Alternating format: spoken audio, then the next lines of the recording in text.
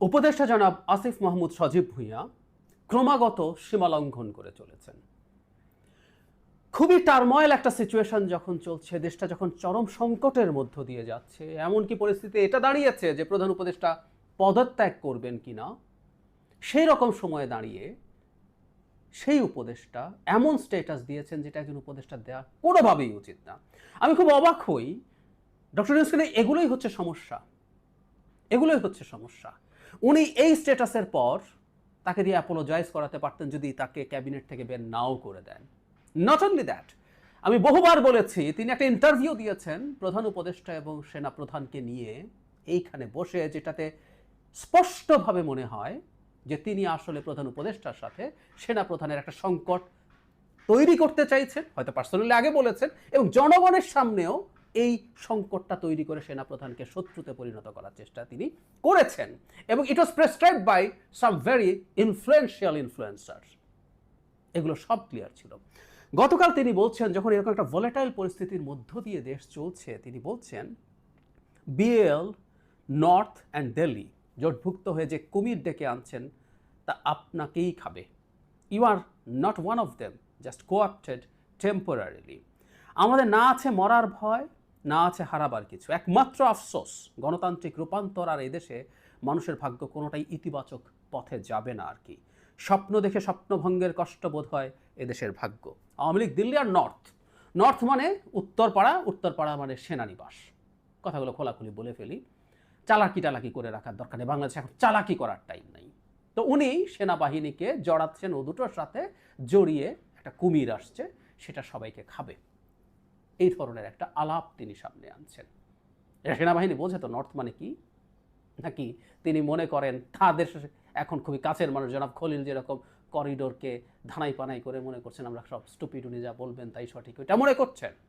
তার মানে জনাব আসিফ মাহমুদ স্পষ্টতই আবারও আক্রমণাত্মক কথা বলছেন সেনাবাহিনীর, একটা পুরো সেনাবাহিনীর বিরুদ্ধে, প্রধানও না পুরো বাহিনীটির বিরুদ্ধে। কারণ আছে হয়তো, এতদিন তারা সেনাপ্রধানকে সিঙ্গেল আউট করার চেষ্টা করেছিলেন, কারণ তারা দেখানোর চেষ্টা করছিলেন যে যত খারাপ কিছুর মূল এই ভদ্রলোক, যেমন আমাদের এই সরকারের একজন আসিফ নজরুল আছেন, তারাও এখনও ওইটা করে ফেলেননি, কিন্তু তার বন্ধুরা এখন আসিফ নজরুলকে টার্গেট করছেন। আর ওখানে একজন আছেন ব্যক্তি সেনাপ্রধান, কিন্তু সর্বশেষ দেখা গেল যে সেনাবাহিনী is very much aligned with their chief, যে তিনি যা যা করতে, তার যা যা চিন্তা সেগুলোর সাথে তারা অ্যালাইন করছেন। ফলে এখন পুরো সেনাবাহিনীকে আবার বিতর্কিত করার চেষ্টা করছেন, এবং ধরো অত্যন্ত অফেন্সিভ নামের সাথে।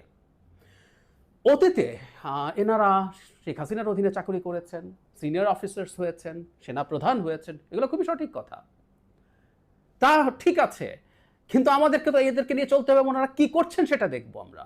শেখ হাসিনা সচিবদেরকে নিয়ে চলছেন না, চলতে হচ্ছে না। শেখ হাসিনার সময় চাকরি করা পুলিশ অফিসার নিয়ে চলছে না সরকার, চলছে তো। এগুলো কেন করা হচ্ছে?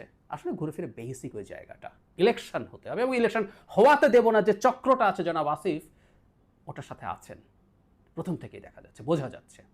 উনি তাদের প্রেসক্রিপশনে যাবতীয় কাজ, ইভেন আমি মনে করি ইসরাককে শপথ নিতে দেবো না, সেটা সেসব জায়গা থেকে প্রেসক্রিপশন এসেছে। যাই হোক, আমি এই প্রশ্নটা সরকারকে করতে চাই, ডক্টর ইউনূসকে করতে চাই, একজন সিটিং উপদেষ্টা এই ধরনের স্ট্যাটাস দিতে পারেন কিনা বিদ্যমান প্রেক্ষাপটে। শপথের কথা বাদই দিলাম, ওনারা আবার শপথ টপথ পাত্তা দেন কিনা জানি, ওনাদের গোপনীয়তার শপথ আছে, ওনাদের অনুরাগ বিরাগ বা কোনো রকম কোনো লাভটা পাওয়ার ক্ষেত্রে এসবের বশবর্তী হয়ে কাজ করার না করার শপথ আছে, বাদই দিলাম। ডক্টর ইউনূস এবং সরকারের অন্যরা মনে করেন কিনা এই ধরনের উস্কানিমূলক স্ট্যাটাস জনাব আসিফ ভুঁইয়া দিতে পারেন, না হলে তাকে থামাতে হবে শুধু না, এগুলো যেন অ্যাপোলোজাইজ করাতে হবে। একটা জিনিস খুব হাস্যকর আর কি, না আছে মরার ভয়, না আছে হারাবার কিছু। আম সরি এখন কথাগুলো বলে, এত হ্যাডাম দেখানোর কিছু নাই। এই দেশের লক্ষ লক্ষ মানুষ বছরের পর বছর, বছরের পর বছর মৃত্যুর ভয় পরোয়া না করে লড়াই করে গেছে। রাজনৈতিক দল, অরাজনৈতিক ব্যক্তি, বহু বহু মানুষ, বহু মানুষ সামনে ছিলেন, তারা, তাদেরকে দেখা গেছে, সে কারণে তাদের রোলকে আমরা একনলেজও করি। কিন্তু খালি কথায় কথায় আমাদের মরার ভয় নাই, আমরা অলরেডি শহীদ হয়ে গেছি, এগুলো কোনো কথা না, শিশুতোষ কথা, শিশুতোষ কথা। এদেশের বহু বহু মানুষ এই কাজ করেছে, প্রয়োজনে আবারও করবে, আপনারা যদি পারেন অন্যরাও করবে। সবাইকে কথায় কথায় ওই খোঁচা দেওয়ার কিছু নাই, খুবই বাজে শোনায়, বাজে দেখায়, খুবই বাজে দেখায়। কিসের ভয় নাই আর কিসের লোভ আছে এগুলো আমরা দেখেছি। বটম লাইন, সরকারের উচিত হবে এই উপদেষ্টাকে থামানো। আমি আগেও বলেছি এই উপদেষ্টাকে পদচ্যুত করা উচিত ছিল। তিনি সেনা প্রধান আর প্রধান উপদেষ্টাকে নিয়ে যে ইন্টারভিউ দিয়েছেন সেটা নিয়ে, শুধু তাও না, এই সরকারের ট্রান্সপারেন্সির কথা যদি বলে, তার এপিএস এর বিরুদ্ধে বিরাট দুর্নীতির অভিযোগ আছে, তাকে দুদক ডেকেছে এবং লোকজন তো ফানও করছে। এপিএস খারাপ, উপদেষ্টা ভালো, তাই কি? এটাও কি যথেষ্ট কারণ ছিল না তাকেও এখান থেকে সরিয়ে দেওয়ার? মানুষ সব জানে আসলে। এখন এসব করার জন্যই কি ক্ষমতায় থাকতে হবে? এসব করতে পারতে হবে বা এটাকে আরো এক্সটেন্ড করতে হবে বলে আর ক্ষমতা থেকে নামা যাবে না? এসব শুরু হয়েছে।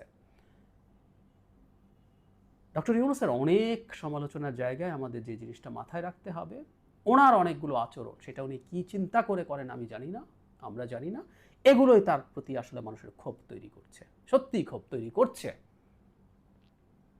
যে কেউ দেখতে পারেন খোঁজ খবর নিয়ে। এই সরকারের প্রতি আমি আমার চারপাশে দেখি, ব্যক্তিগতভাবে দেখি, অন্তত আমি আমাকে দিয়ে বলতে পারি, দীর্ঘদিন আমি মাসের পর মাস এই সরকারকে ছাড় দিয়ে চলেছি। অনেকে প্রথম দিন থেকে কথা বলেছে, আজকে তারা সরকারের বিরাট বন্ধু, 2 দিন যায় নাই সরকারকে ডিস্টেবিলাইজ করে ফেলে দেওয়ার চেষ্টা করেছে, করে নাই? করেছে তো।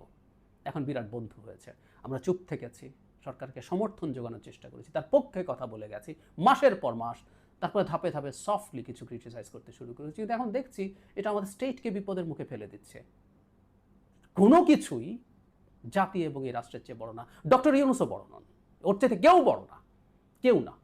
সুতরাং তিনি যখনই কোনো সঠিক পদক্ষেপ নেবেন না, যখনই তিনি এমন মানুষজনকে ক্রমাগত কথা বলে যেতে দেবেন যে এই দেশের তার সরকারের ভাবমূর্তি নষ্ট করে, শুধু না আমাদের সোসাইটিতে একটা, আমাদের স্টেটে একটা অ্যানার্কি তৈরি করে, সেই রকম উপদেশটাকে থামান তো নাই, বরং যখন ক্রমাগত বলতে থাকে তখন এই সন্দেহ খানিকটা মাথা চাড়াও দেয়, এর পেছনে কি তার সায় আছে?